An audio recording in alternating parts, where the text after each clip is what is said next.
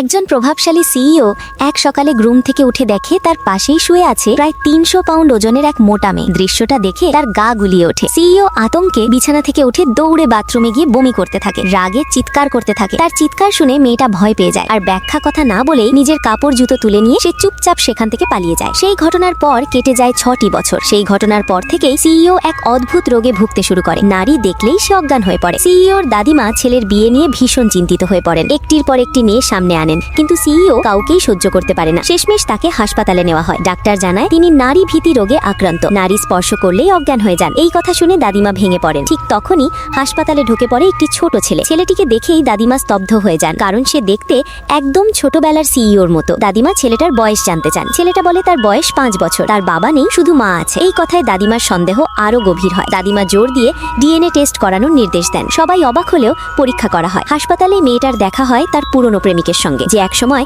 তার মোটা শরীর নিয়ে তাকে অপমান করেছিল। আজও সে ব্যঙ্গ করে কথা বলে আর তার ছেলেকে বলে, তোমার বাবার একজন ভিখারি। ছেলেটা কাঁদতে কাঁদতে মাকে জিজ্ঞেস করে, মা, আমার বাবা কি ভিখারি? মা শান্ত গলায় বলে, না বাবা, তারা মিথ্যে বলছে। এদিকে ডিএনএ রিপোর্ট কনফার্ম হওয়ার পর দাদিমা রাগে সিইও কে ফোন করে আর পুরো ঘটনা খুলে বলে আর তাড়াতাড়ি তাকে হাসপাতালে আসতে বলে। পুরনো প্রেমিক যখন মেয়েটাকে অপমান করতেছিল, ঠিক তখনই দাদি সেখানে হাজির হয়ে তাকে একটি চড় মেরে দেয় আর সেই মুহূর্তে সেখানে সিইও এসে হাজির হয়।